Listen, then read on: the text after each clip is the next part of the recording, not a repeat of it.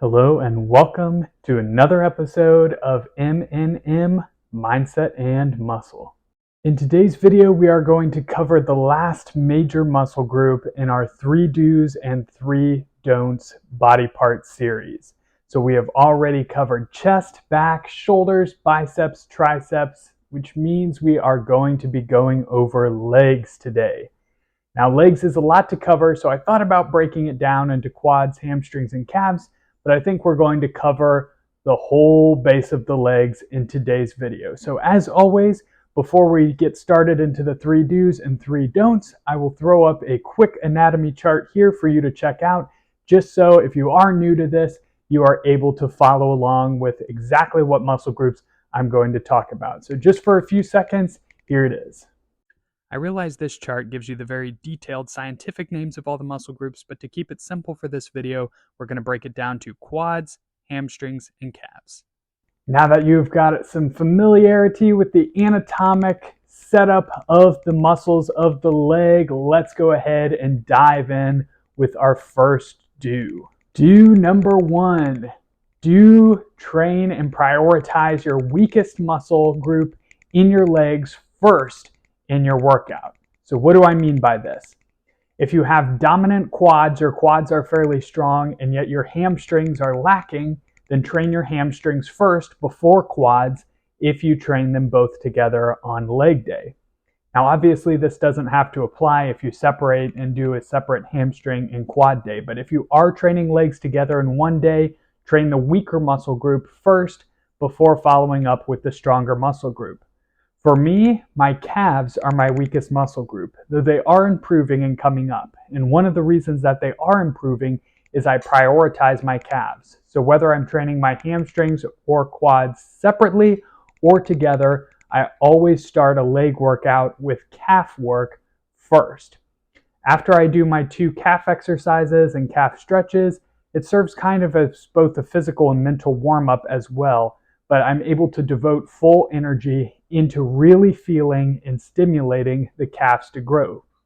If you do a really hard quad day, followed directly by some hamstring work, by the time you get to your calves, they're going to be so taxed, your whole body is just going to be exhausted, that you're going to half-heartedly bounce through a couple of calf exercises just trying to get out of there. So when you're fresh mentally and physically, train your weakest muscle group first. So for me, I start with calves, then I move into hamstrings, and then I finish up with quads. Let's go over some common calf exercises and the different angles you can use to train and maximally grow your calves. We're going to start off with the basic standing calf raise exercise.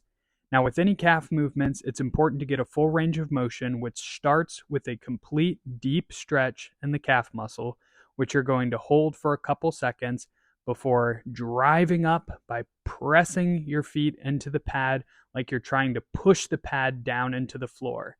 You're going to flex and contract the calves just for a split second at the top of the exercise before slowly and controlledly lowering back down into that deep stretch.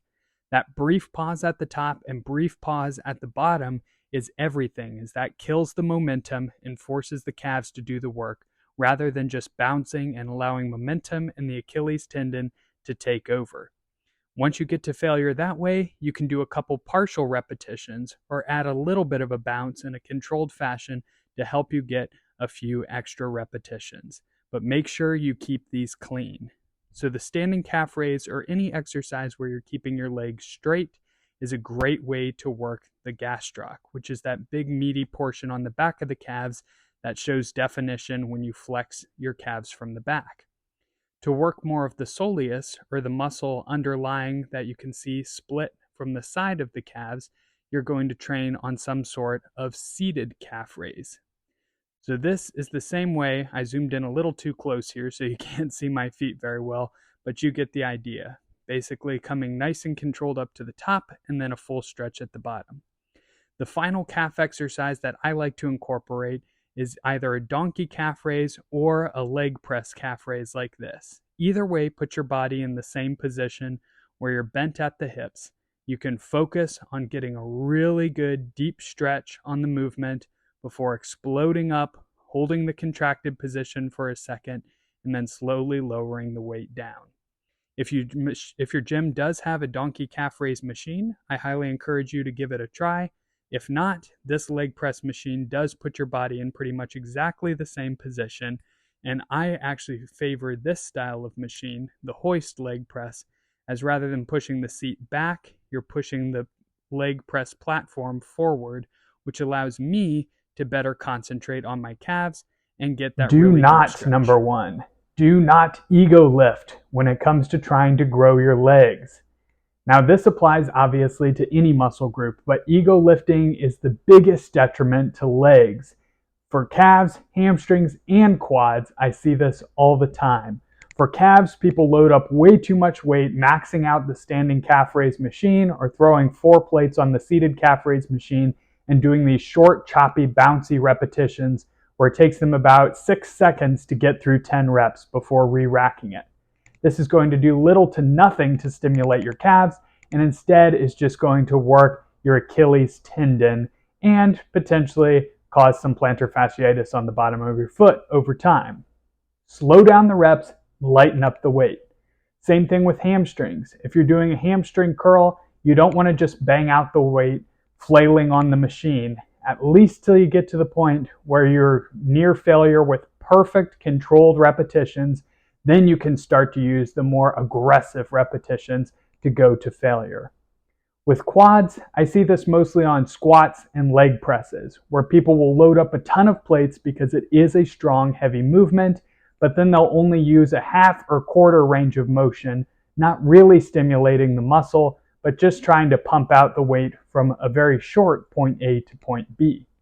With leg press, you should lighten the load a little bit, focus on a slow, controlled negative, be able to pause briefly in the hole, and then squeeze your way out of the bottom of the rep, rather than bouncing your way from the bottom. Use a full range of motion going a little bit beyond 90 degrees. The deeper the better, as long as your lower back isn't rounding off the pad. For squats, you want to make sure you're fully stimulating the quads and breaking that 90-degree angle.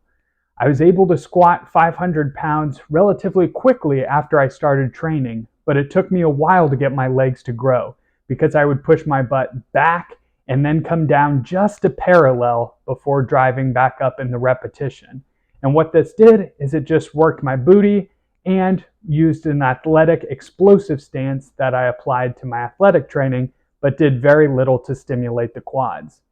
Once I lightened the weight up and fixed my form, dropping my butt down, going through a full range of motion, and focusing on driving my feet outwards to flex my quads throughout the entire repetition range, then my legs started growing significantly and I was able to start building back up the weight again.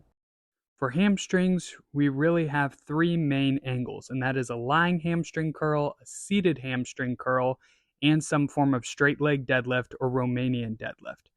For the sake of this video, we're going to focus on the lying hamstring curl, just so you can see the explosive movement to the top, full range of motion, and the squeeze at the top, that brief pause, and then slowly lowering the weight back down. Do not just flail with the weight. This applies to any hamstring exercise, as they are a fast twitch muscle fiber generally speaking. That explosive movement to the top is going to help you maximally contract at the top, so long as you're doing it in a controlled, focused fashion. And then always slowly lowering the negative back down to the starting point to exhaust that part of the range of motion as well. If you really have trouble getting a good mind-to-muscle connection in your hamstrings, you can also try a lighter weight and using a slow concentric, that is coming up on the way to the top, to really force your hamstrings to engage every inch of the repetition.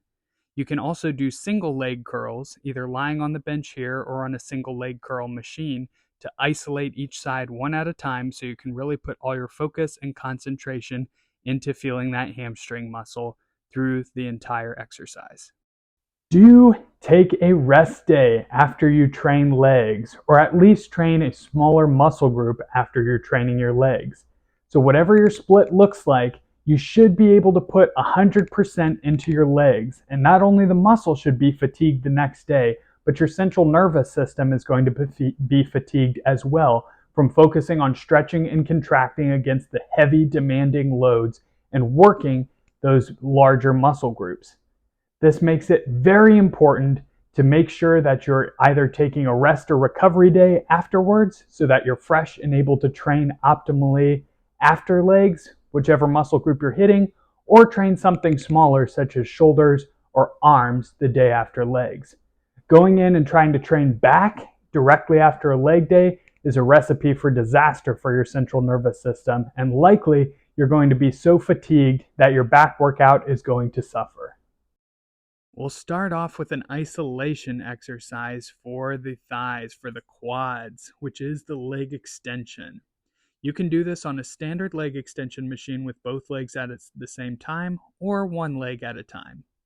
I prefer to do these one leg at a time, as with most two-legged leg extension machines, I'm able to max out the stack while still going slow and controlled for the amount of repetitions I'm aiming for. By going one leg at a time, this eliminates this issue as I'm not able to lift the entire stack, and it also allows me to focus and put more emphasis and energy into that one leg at a time rather than trying to focus on flexing both legs equally hard at the same time. This also allows me to use a slightly lighter weight to achieve the same amount of work and intensity with the same amount of reps, which keeps my knees in a safer position. For example, doing 100 pounds one leg at a time allows me to go to failure in that 15 to 20 repetition range, whereas I may need 300 pounds if I'm doing both legs at the same time to get to that repetition range. If your gym has a single leg extension like this, you can give it a go, but if not, then you can always substitute and just use a standard leg extension like this one and use it one leg at a time. If you do, just make sure that the leg extension allows you to get into a full range of motion, as some stop a little short and you'll be hitting the shin of the other leg when you come down and not able to get that full range of motion. A couple key pointers is to make sure you think about squeezing the weight to the top rather than throwing the weight up to the top. This is not a weightlifting competition where you're trying to move as much weight as possible. You're instead trying to inflict as deep of a burn and squeeze in the muscle with every rep, holding it for a second and really flexing those thigh muscles at the top of every single repetition. Then once you get to failure that way, you can add in a few partials. The one advantage to doing one leg at a time as well is once you reach failure, you can use your other leg to assist. The first compound movement we're going to go over today really works the entire leg, but we're going to use it to focus on the quads for this workout, and that is the leg press. You can do these one leg at a time, both legs together. You can use a vertical leg press or a horizontal leg press or hip press. Experiment and find which ones work best for you. No matter which one you choose, it's always important to use a full range of motion, as you see me going here, deeper than a 90-degree angle in the legs while keeping my lower back safely on the back of the pad. I'm also pausing for a brief second in the hole just to make sure I'm not bouncing or slingshotting the weight out back up to the top. I'm also squeezing up at the concentric rather than exploding up too much, as that can put your knees in a dangerous position and takes tension off the quads and allows you to generate momentum. This is a controlled exercise. You should think about a stretch down and then a squeeze up on each and every repetition. This may mean you have to sacrifice the weight you typically use, but you'll build back up strength fast. Just make sure you're focusing on using proper range of motion, proper form, and proper mind-to-muscle connection before you increase the weight.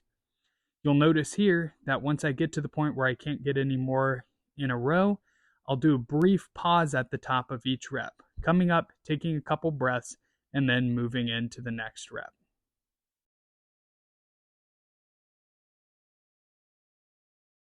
The final exercise for the quads is going to be some form of squat. This can be a belt squat, Smith machine squat, free bar squat, front squat, or in this case, a hack squat. I prefer some form of machine squat such as a belt, hack, or Smith machine, as it allows me to better focus on my legs rather than my lower back and glutes. Using a full range of motion, you're going to control the weight all the way down to the bottom, pause briefly in the hole, and then squeeze back up to the top. Now this again you'll have to sacrifice some weight rather than ego lifting, bouncing through a shorter range of motion and only going down to 90 degrees. But this is going to stimulate much more development and growth in your quads. The other thing I like about a hack squat or a belt squat or even a Smith machine squat is once you get to the point of where you can't do any more repetitions consecutively, you can come up to the top, rest for a second or two, take a breath, and then move into the next rep without taxing yourself just trying to stabilize and balance the weight. Another advantage to using a machine such as this or a pendulum squat is once you reach the point of failure, you can actually, without a spotter, just set the catches. So you come all the way down, and if you can't get back up to the top, then you can just allow the weight to come down to the catches and crawl out of the machine. This means you've reached true and complete failure, but you've done so safely, just as I demonstrate here. Our second do not just go along with the conventional just because everybody tells you you have to. Experiment and find out what exercises work best for you. The biggest exercise for legs that I see this with is squats. Every magazine article you'll read and a lot of articles online say that squats are a must for leg growth, and a squatting movement is very important to grow your biggest and best legs. However, a free weight barbell squat may not be that best option for you. For me, as an individual with longer legs, I feel much better contraction if I do some sort of machine squat, such as a hack squat or belt squat or pendulum squat, or even elevating my heels and doing a Hatfield squat with a safety bar where you're able to hold the bar to the front of your body. And by elevating my heels, I'm able to get that better range of motion. A full barbell squat does very little to stimulate my quads and legs and works more my glutes and lower back. So it's important to try out different exercises, find which ones give you the most stability, the best mind to muscle connection with your legs, and then progressively overload and increase on those exercises. The third and final do is do pre-exhaust or warm up your muscle groups with isolation exercises. For hamstrings, I prefer and recommend that you start with a leg curl exercise before moving into a heavier straight-legged deadlift or Romanian deadlift exercise. Not only does this warm up your hamstrings, so you're less likely to pull or injure it during the heavy Romanian deadlift movement, but you also develop that mind to muscle connection where you're really able to focus on squeezing and controlling the negative on the leg curl. So when you move on to the RDL or straight-legged deadlift, you're able to mimic and replicate that same stretch and squeeze feeling. For quads, starting off with leg extensions, a couple light sets and then a couple heavier sets is a great way to warm up the knees, get some blood flow into the quads, build that mind-muscle connection, so when you move over to the squatting movement or the leg press exercise, you are better able to connect with that exercise. And our third and final do not skip leg day. I mean it. Don't do it. I'm watching. Anyway, thank you so much for watching this video. I hope you have a fantastic rest of your day. If you do have any questions, please let me know down in the comment section. And as always, I look forward to seeing you in the next video.